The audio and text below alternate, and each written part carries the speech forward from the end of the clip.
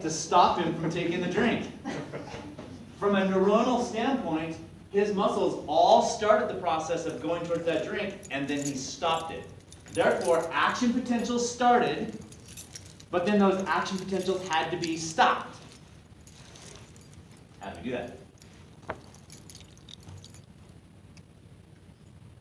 Don't reach threshold. How do we do that? Sodium channel We blockers. just piled in a whole bunch of sodium there. How do you stop it? Sodium channel blockers. Channel blocking the nicotine. You're doing sodium channel blockers? We just gave him a whole bunch of sodium channel blockers. Like we pumped him with drugs to stop him from taking that drink. Wouldn't be the frequency of the signal coming down? You have the frequency to keep going, and then you end that frequency? Sure. So So that stops the sodium from entering, but there's already sodium in it. Well, because we have as soon as sodium comes in, it's Trying to pumped get out. fed back out. That's true. And so but if we we have flooded the to, area with enough sodium to already reach threshold before it was pumped out, and it reached that action potential, but we need lots of action potentials to continue to bring it up here. we only need enough to reach threshold.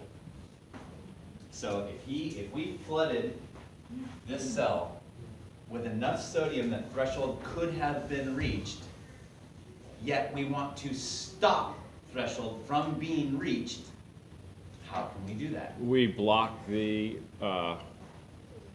nicotinic or muscarinic receptors from accepting the acetylcholine to perpetuate that action potential. You have a picture.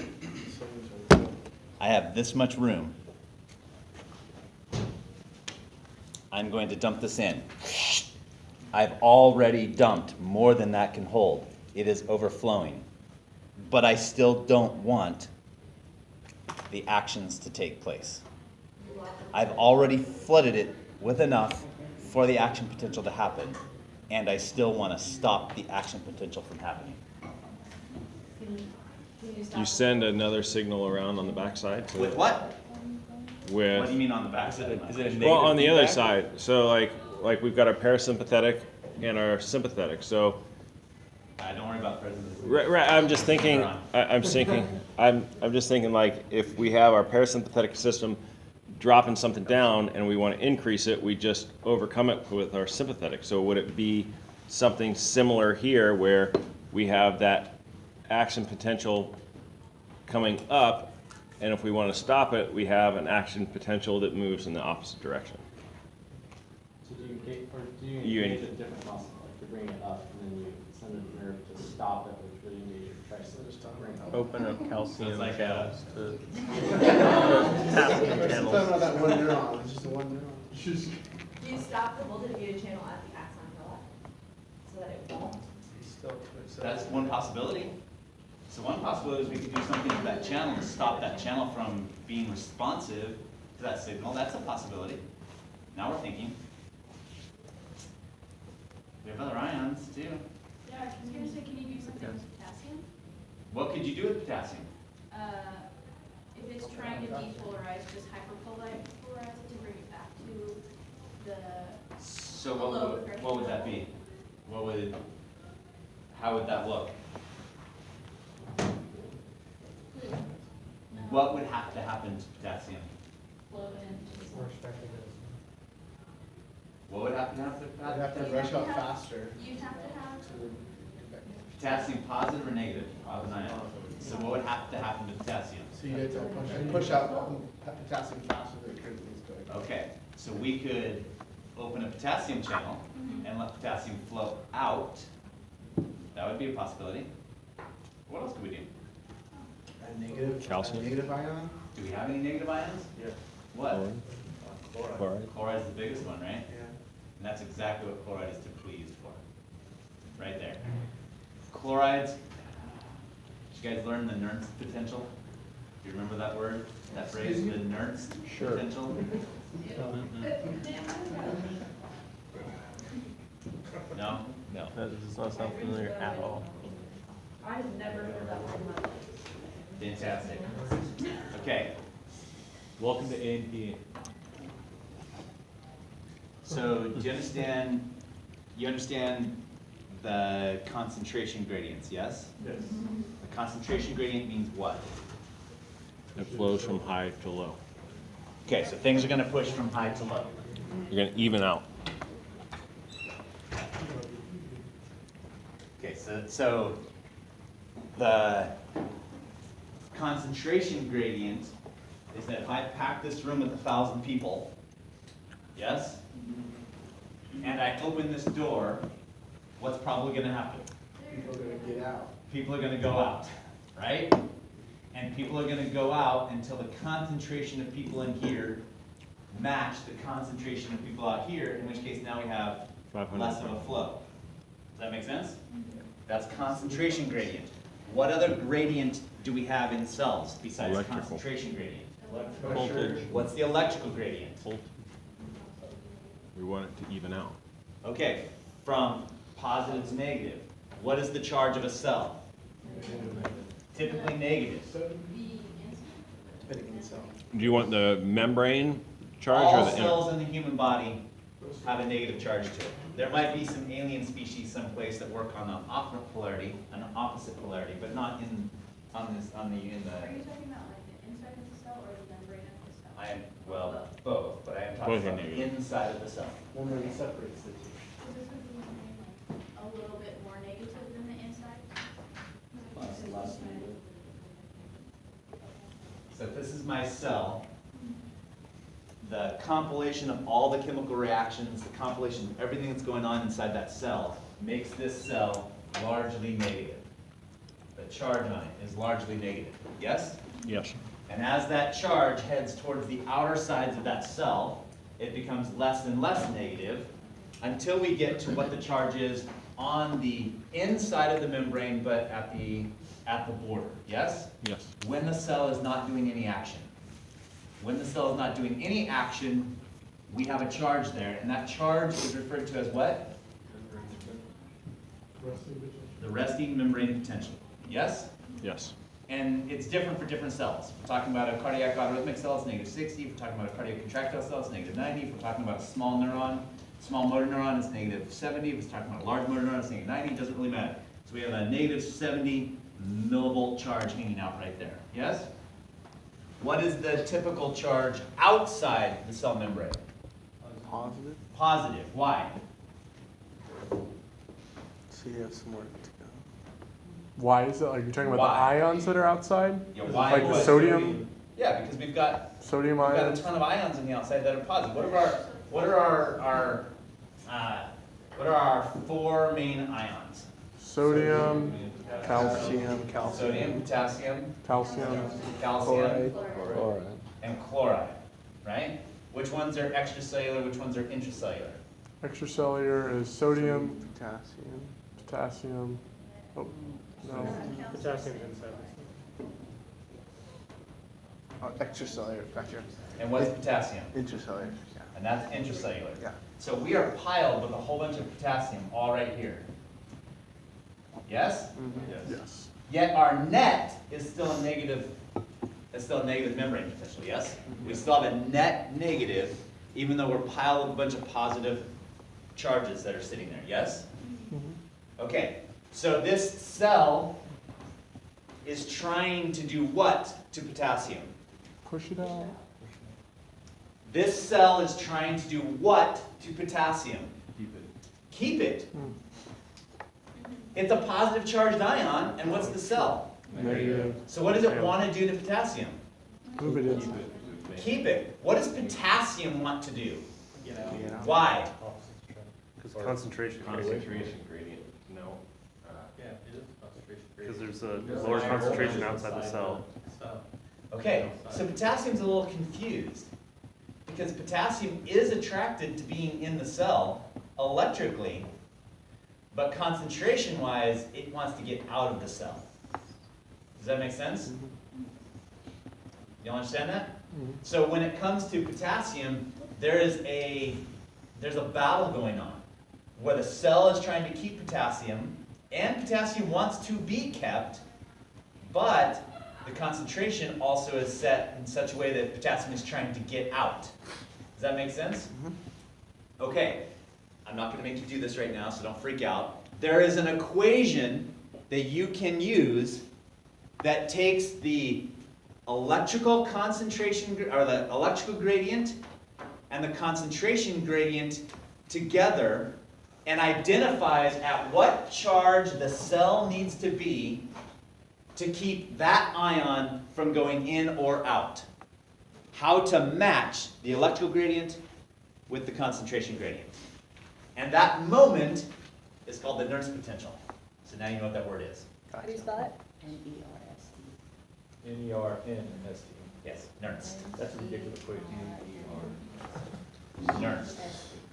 Nernst potential. Okay. Are we okay so far? Yes. Okay.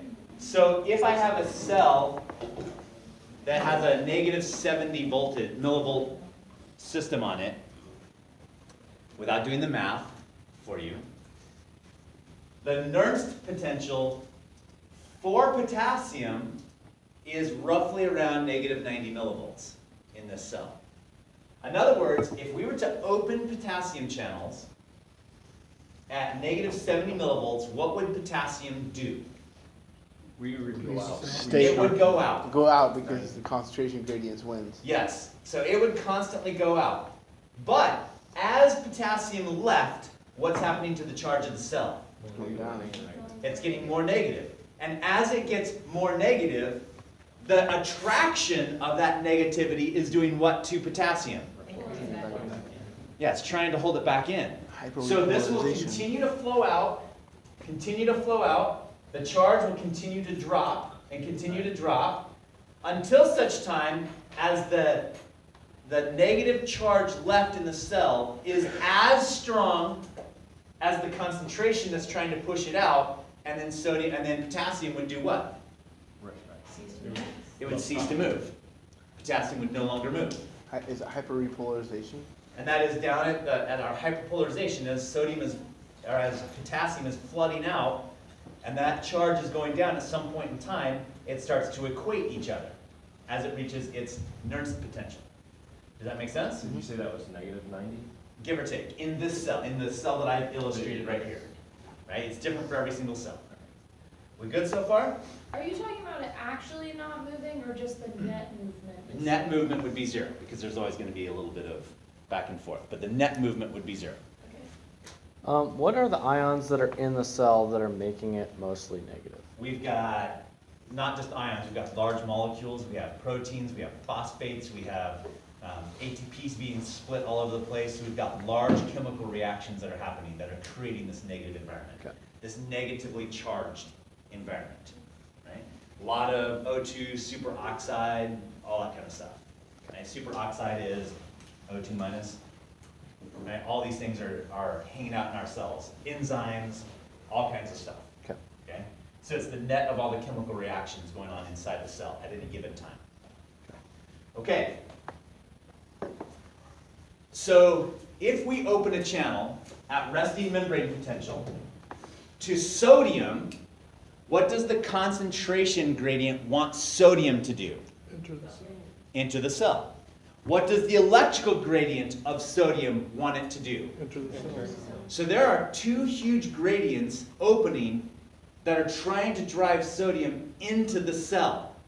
Does that make sense? So if I open a channel that is indeterminate between ions, and both sodium and potassium will pass through that channel, which direction will sodium go? In. Which direction will potassium go? Oh. And what is the speed relative to those two ions? Sodium's entering super quick. Potassium's leaving slower. So my net is going to be what? Positive. So our nicotinic mediated sodium channels are not sodium channels. They're sodium and potassium. But we refer to them as sodium channels because the net movement of sodium is greater than the net movement of potassium. Can a channel move a sodium and a potassium at the same time? Yes. Or if one goes, That is what's happening. it's like a one-way street or a two-way street? No, it's a two-way street, but they're charged, so they're pushing each other around as well. We good so far? So the Nernst potential for sodium would require that membrane to be a positive charge. In other words, as we are depolarizing, we are piling that internal area with a bunch of sodium. Sodium's piling in, sodium's piling in, sodium's piling in, yes? As sodium is coming in, what's happening to the charge of the membrane? Going positive. It's getting more and more positive. As it gets more and more positive, what's happening to the speed at which sodium is coming in? Slows down. It slows down. So the Nernst potential for sodium is, I don't know off the top of my head, somewhere around positive 20 millivolts, where finally it'll stop flowing sodium in because the positive charge is matching the gradient. Does that make sense? And then we have to reset things, which is what the sodium potassium pH channel is doing. Does that make sense? Okay, so those are our nicotinic receptors, our nicotinic channels. Now, chloride is an extracellular ion, but that's kind of a little bit of a misnomer. It is mainly extracellular. However, the resting membrane potential is very, very, very close to the Nernst potential of chloride.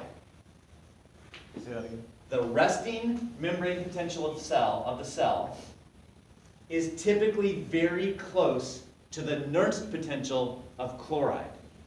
Which means if we opened a chloride channel, Nothing would happen. how much chloride would move? Not very much. Not much. The concentration would want it to do what? Go in. The electrical potential would want it to Stay stay or out. not do anything at this Yeah, and so the movement of chloride is very, very limited. Very limited. Unless what? You're positive. When you're And when is it positive? depolarizing. So if we are in the process of depolarizing, and then we open a chloride channel, what would chloride want to do? Rush away. Rush in at that point in time. So chloride is primarily used as a buffer to our sodium. It's primarily used as a buffer to sodium. If we open sodium channels to cause depolarization, but then our brain makes a change and we don't want the action that already started, then we'll send a new neuron to open up chloride channels to flood the cell with chloride. So we just flooded the cell with a whole bunch of sodium.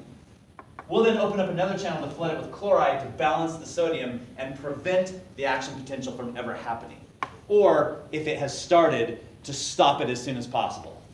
So chloride is used as an inhibitory ion in the presence of a depolarizing ion, of a depolarizing action potential. So for that to take place, does something like have to occur, like with the taking a drink? You told him to stop, and then so he activated the chloride. But if I'm just bringing my arm up and I stopped my arm, is that due to the fact that? Okay, so it's not just my brain has stopped sending. Well, it could be. So the speed at which you're trying to move things, or the ability to try to keep things from happening, is dependent on how much planning has gone into the mix. Okay. So if you have planned to go to here, and that's as much as you've planned, then you'll start sending signals and then stop those signals as it gets close. Okay. And you may have to open chloride channels as well. Okay. Right? But for example, Somebody throws a ball at you. right? Close your eyes. Keep them tight. Come on, tight. Where am I touching you? Point to where I touched you. How did he do that? How come he didn't point to here? Sensories. Right? In those sensory receptors, so we have a sensory receptor that's going on there, right? And this sensory receptor is sending signals up to the brain. But when I press on the skin right there, I'm activating a bunch of sensory receptors. But what also happens is, as these axons are heading towards the brain, they're heading towards the brain to say, I feel something wherever, all of these are sending those signals. But what is activated the most also has outlets that go back to its neighboring neurons to send chloride into those cells so they don't have an action potential. And therefore, this is the one that gets through, and his brain is able to say it's right there. So this same action potential right here that is sending a signal to the brain is also sending inhibitory signals to the ones next to it so they don't send the one to the brain, because they were activated as well. And so they're sending signals as well. But this one is sending large amounts of inhibitory waves. This one's sending inhibitory waves both ways as well, but this one was stronger. So the net inhibitory is stronger from this one. And the net inhibitory from this one is stronger than this one. And stronger than this one. So as you go out, the net inhibitory is stronger as you go out, and therefore you don't send as many signals from there, and we can then pinpoint exactly where something happens on our body. So when you're pressing, what are you like releasing some kind of like sodium or something that's going into the cell when Yes. you press? Yes, so your pain receptors and your pressure receptors, and they're different, are mechanoreceptors. So we have chemoreceptors in our body, yes? Yep. Chemoreceptors are activated by a what? Chemicals. We also have mechanoreceptors in our body, which are activated when they are stretched. For example, the barrel reflex, which you guys are going to get killed on later, right? As our blood pressure changes, it changes the stretch of our receptors, and that stretch changes the signals that are coming. It changes those receptors and allows sodium and or calcium to come in. Make sense? Great. So those are the nicotinic receptors, those channel receptors. When we move to the muscarinic receptors, and remember I called them a G protein coupled receptor. I didn't call them that. Somebody called them that. Andrew. Those ones aren't set up the same way. They lead to chemical reactions within the body, within the cell. If I want to change that signal process, I have to change the chemical receptor, or the chemical cascade that's happening inside the cell. In general, there are more ways to regulate G protein coupled receptor activations than the channel activations. With channels, it's just ions are coming in. The only way we can stop that is to send more ions in, or get more ions to leave the cell somehow. Potassium out or chloride in. But if we're causing chemical reactions in the body, we can send other signals that cause more chemical reactions in the body. And so it's easier to get more of a fine-tuned regulation when we're dealing with G protein coupled receptor mediated activities, which we'll discuss at a later time. Good? So those receptors are very different, and the reactions they cause are very different, right? So nicotinic receptors are on, where are they? Postganglionic neurons. And the muscarinic receptors are where? Target organs of what autonomic system? Of the parasympathetic system. Does that make sense? Okay. In general, nicotinic receptor-mediated activities are faster. They're faster because the G protein coupled receptor takes a little bit of time to go through the chemical cascade within the cell to reach its ultimate goal. So typically, nicotinic things are faster because opening a channel is just, it's just as fast as it takes the sodium to come in, right? Outside of the autonomic nervous system, where else are nicotinic receptors? The neuromuscular junction. The neuromuscular junction. Why would we want them at the neuromuscular junction? They're fast. Because they're fast, right? And we already know that we want our muscles to be fast. We want activities from our muscles to work very quickly. So the motor neurons are what? The axons are what? Myelinated, and they work on nicotinic receptors, so they're just channel mediated, so we have fast activity. We don't have to go through a chemical process to cause skeletal muscle contraction, right? We don't have to go through a chemical reaction to make it happen. All we have to do is open channels to make skeletal muscle work. So it's fast. Does that make sense? Yep. So when you give succinylcholine, and you can't move your muscles, can you also not, you can't send signals to any of your parasympathetic organs as well? Yeah, excellent question. So what's succinylcholine, and where does it work? It's an it mimics ACH, Neuromuscular. which is a neuroreceptor, so it just floods everything and makes it so nothing can bind So it works where? on the ACH receptor, nicotinic receptors. Nicotinic receptors, good. And succinylcholine is what's called a depolarizing paralytic, or an agonist-antagonist. So the first time that succinylcholine attacks or attaches to a nicotinic receptor, it causes depolarization. But then it stays attached and prevents future depolarization and actually keeps the channel open for a window of time. So therefore that cell is depolarized and stays depolarized. That's why we call it a depolarizing agent for the time that it's there. And that is true. It'll work on all nicotinic receptors that it has access to. So it depends on where it has access to. So it's not going to cross the blood-brain barrier. So it doesn't have access to our central nervous system nicotinic receptors, but it does on any receptors it has access to. That being said, even if it accesses the postganglionic neurons at any point in time, it can't control the heart because why? We haven't got to that group yet, but Wide refractory period? Oh, Oh, pacemaker, so? yeah. because the heart is autonomic. Yeah. That's independent of nicotinic receptors. So even if we stop that, we wouldn't be able to necessarily slow the heart down or speed the heart up, but we wouldn't stop the heart from acting because it's autonomic. Make sense? Good connection. Right? Good How many drug. people have you seen that? Raise your hand if you've seen Temple Doom. I already asked that. There were a couple people that hadn't, so go back and do that. Okay, there's something that says, okay, who were my autonomic folks? Huh? Who are my autonomic folks? Skeletal muscle, No, who are my autonomic folks? Yes, because we weren't done yet, right? Oh, really? I thought we were like dead and buriedly done. So the original question was said,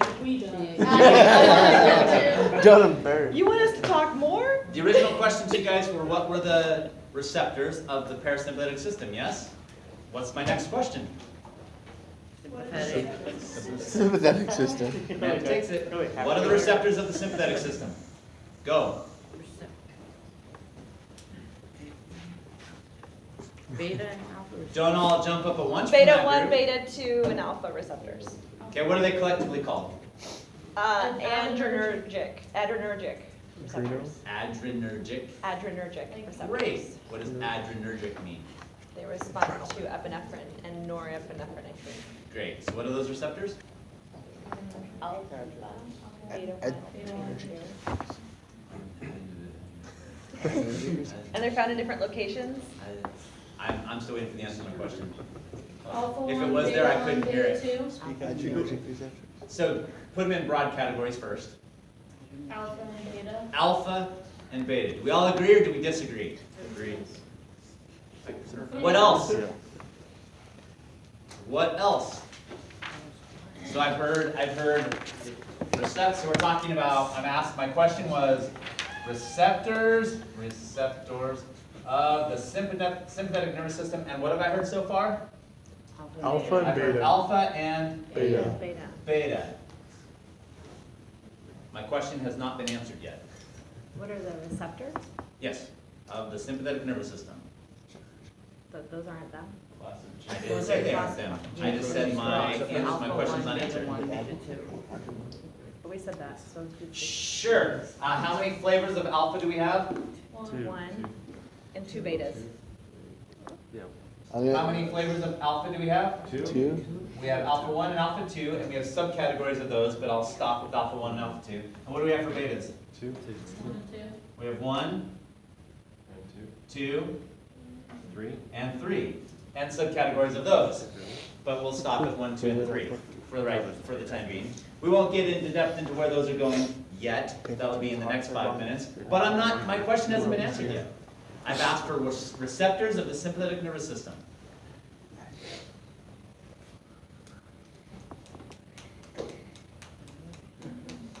Look it up. Andy, Oh my God, okay, stop. Adverse. Stop. I'm sending a signal to my heart to speed it up via the sympathetic nervous system, yes? Yes. My central nervous system has just said, I want my heart to speed up. Great. The central nervous system is going to interact with a peripheral neuron, yes? That is on its way to the heart. That peripheral neuron is sending a signal down the action potential via everything we've talked about so far. That sodium is entered, so we have the brain, we have the central nervous system. First of all, where does the sympathetic system exit the central nervous system? What is the anatomical notation for the sympathetic system? Thoracolumbar. So where does it exit the central nervous system?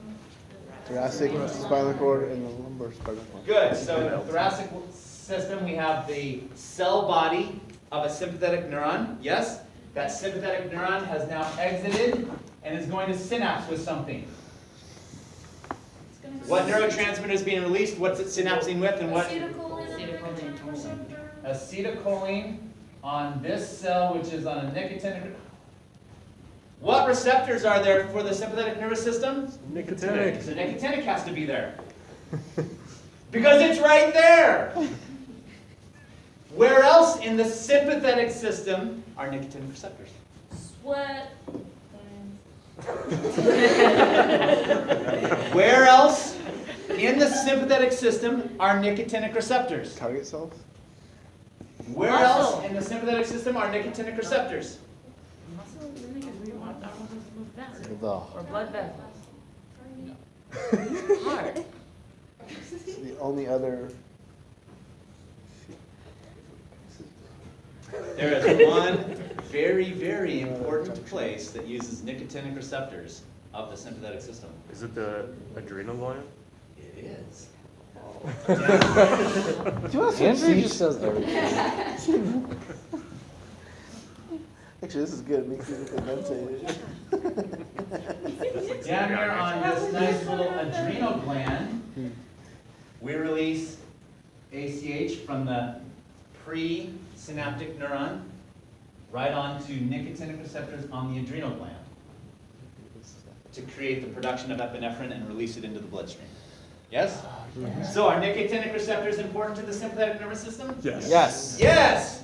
What other receptors do we have on the sympathetic nervous system? There's a muscarinic receptor. Where? On your sweat glands. There are. We've got muscarinic receptors on sweat glands. Sweat glands are activated by what autonomic nervous system? Sympathetic. Sympathetic. See how we just said that two different ways? So we have muscarinic receptors on sweat glands, and the sympathetic system activates those with acetylcholine on those muscarinic receptors. Good. So when we say receptors of the central nervous system, everybody on Earth will tell you alpha and beta, but you know that's not accurate. It's not just alpha and beta. It is also nicotinic and muscarinic, which are very, very important receptors also of the sympathetic nervous system. So the sympathetic nervous system is quite broad. So neurotransmitters of the sympathetic nervous system are what? Acetylcholine. Acetylcholine, Norepinephrine. norepinephrine, Epinephrine. and epinephrine. Those are all neurotransmitters.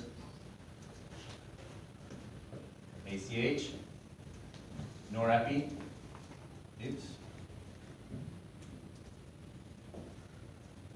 norepi, and epi are all neurotransmitters of the sympathetic system. Between norepi and epi, which one's more of a neurotransmitter? Norepinephrine. Norepi. Do you even know the percentage-ish? No. It's like 99 or 98. Yeah, this is about 90% of the activity for Neuro. neurotransmitting, and this is about 10% of the activity for a neurotransmitter as a neurotransmitter. And That is the activity level. is it flipped for hormones? I don't know, is it? So what's Yes. so as a hormone, what's the primary hormone of the nervous system? Of the sympathetic nervous system? Epinephrine? Yeah, what percentage? Any idea? Just 90? This is around 80%, and this is around 20%. It was a good of guess. hormonal. And why is that? What's happening? How are they? What's happening here?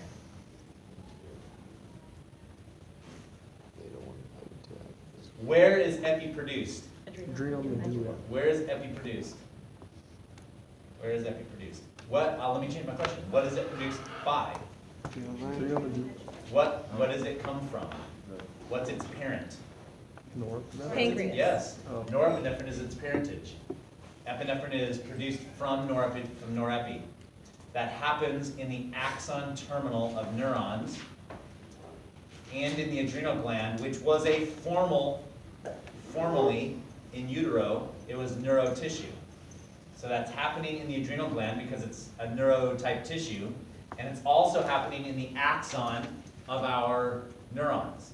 That's why in the axon of our neurons, why 10% of it is still coming, because in those axons, norepi is producing epi within there, but we're using it all the time, so the norepi is constantly being sent out before it has a chance to really produce a bunch. If that neuron was completely stationary for a long period of time, it would produce more epi within that axon terminal, but we're constantly flushing it out and using it, so it doesn't have time to produce as much epi. But in the adrenal gland, that is what it does. It just sits in and manufactures epi. So from a hormone standpoint, epi is our primary hormone, and from a neurotransmitter standpoint, norepinephrine is primarily our neurotransmitter. Where does norepinephrine come from?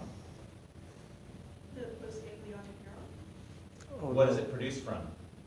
It's, hypo, no. I What is remember it it. produced from? I remember this one. I remember that.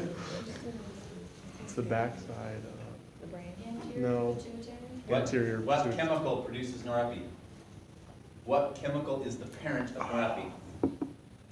Jesus, Matthew, it's so many I noises. remember this one, but it's not. Starts with a D. I Dopamine. mean, Which means if we provide dopamine, dopamine also works on alpha and beta receptors as well. So dopamine, norepinephrine, and epinephrine all work on alpha and beta receptors. Okay? Do they work on all, or do they have an affinity for some? It's a good question. So dopamine and norepinephrine have higher affinities to alpha than beta. So if I were to flood dopamine or flood norepinephrine on adrenergic receptors, they would be attracted to the alpha first, but they would still work on the betas. And epinephrine has about an equal affinity to both alpha and beta. So if I were to flood epi and norepi together on the heart, for example, the heart would take the epi effects before it took the norepinephrine effects. The effects are the same, but it would take that chemical first. Epi has a high affinity to both beta and alpha. Norepi has a higher affinity to alpha than beta, but it does work on both. why is that epinephrine quicker to stimulate? Because of that attraction process. 'Cause it's the same It's a for bigger both? magnet to beta than norepinephrine is. So it's like spread more evenly, is that why? No, the affinity, the attraction Oh. to that, the shape of it compared to the shape of the receptor is a better fit. Okay. So it just is attracted to and has a stronger attraction Than to that norepinephrine. receptor, yes, than norepinephrine. But it doesn't matter which one activates it, the activation is going to be the same. Okay. Does that make sense? Yep. So our receptors of the sympathetic nervous system are alpha, beta, nicotinic, and muscarinic. Our neurotransmitters are acetylcholine, norepinephrine, and epinephrine. Our hormones are norepinephrine and epinephrine, with a higher concentration of epinephrine than norepinephrine on the hormone level, and a higher concentration of norepi to epi on the neurotransmitter level. And those come from dopamine. And both of those, well, the norepinephrine is produced from dopamine, And then that's what. and epi is produced from the norepinephrine. So that's the sequence of events. Good? So you're saying And that dopamine is produced by the pituitary? And we can go back in time all the way up to L-dopa and the amino acid that it originally comes from if we really want to. But we don't want to. Just, but we will. Nice try. Questions? yes. So epinephrine you said has higher affinity to alpha receptors. Norepinephrine has a higher affinity to alpha receptors. Okay. Epi has a higher affinity to both. It has basically an equal affinity to both of those. Okay. So when we talk about blood pressure regulation, and we talk about constriction of our blood vessels, a lot of that is mediated by norepinephrine. When we talk about changes in heart rate, contractility, that's permanently mediated by epinephrine. Good. Is that just because there's more alpha receptors in the arteries and Well, such? that's a good question. So now we're at the crux of it. Where are these receptors found? Alpha are on the vessels, beta are on the heart, lungs, and I don't know where 3 is. So let's start with alpha receptors. Where are alpha 1 and alpha 2 receptors found? Smooth muscle. What kind of smooth muscle? Vascular smooth muscle. Vascular smooth muscle.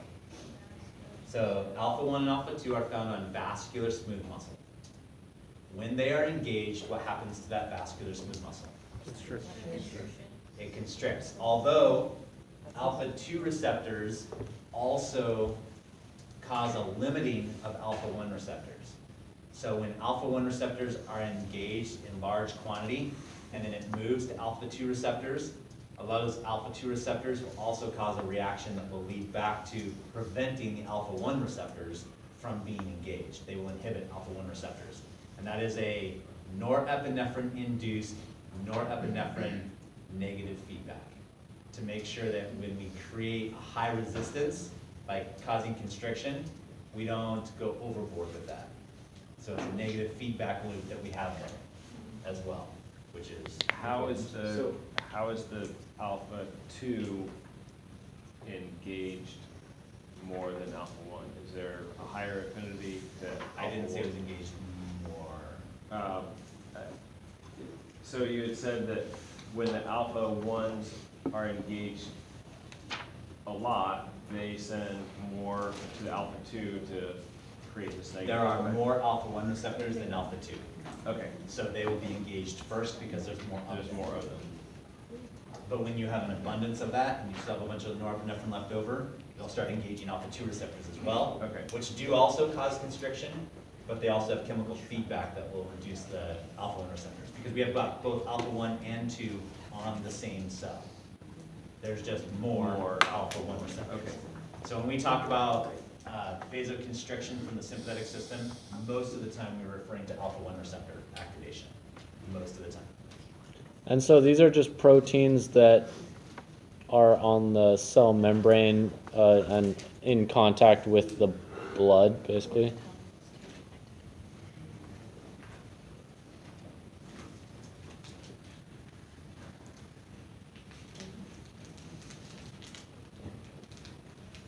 So first of all, these are G protein coupled receptors as well, not channels.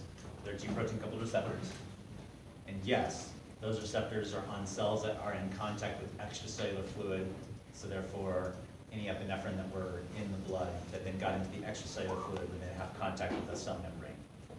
Those cell membranes are also right next to have a synapse with a neuron, with a sympathetic mediated neuron.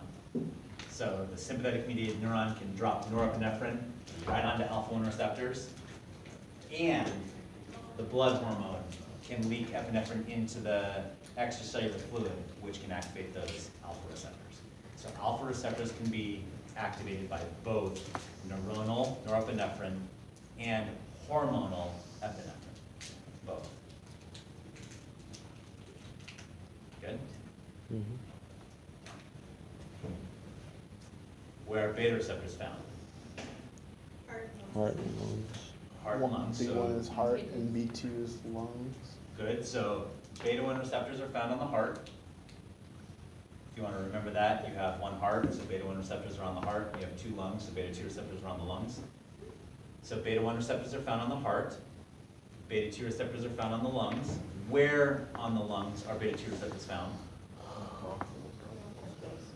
Where on the bronchioles? Smooth muscle, the smooth muscle that surrounds the bronchioles. Where else are beta 2 receptors found? In the Trachea? smooth muscle of the intestine. Is it in? Beta 2 receptors. Are they in the trachea? Any smooth muscle within the lung tissue. The trachea does not have a lot of it compared to the bronchi and the bronchioles. As you get smaller and smaller, you have more smooth muscle surrounding them. But there is some along the trachea, and it is found there. Beta 2 receptors. Anywhere else? Anywhere else? Anywhere else? Skeletal muscle. Some blood vessels, not the skeletal muscles themselves, but the blood vessels. So blood vessels within skeletal muscle and blood vessels on the coronary vessels.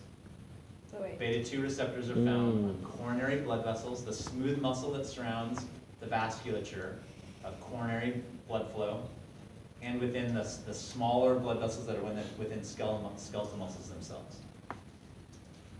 one more time. Is that why for some Smooth muscle, coronary blood. beta 2 agonists, your contraindications are acute ankle glaucoma? Yes, so we'll come back to that in just a second. So beta 2 receptors are found on the smooth muscle of the lungs and the smooth vessels on the smooth muscle of some of our vasculature, specifically coronary vessels and some of the smaller arterioles that are found in skeletal muscle. Is that so when we have a sympathetic response and we have to run away fast from something, our heart gets oxygenated and our muscles get oxygenated for that? Different on the muscle side, but yes on the heart side. Yeah, so when we're having a constriction of our blood vessels to increase blood pressure, we don't have a constriction of heart blood vessels. They remain, in fact, we have a dilation of those muscles. Okay. Are there also beta 1 receptors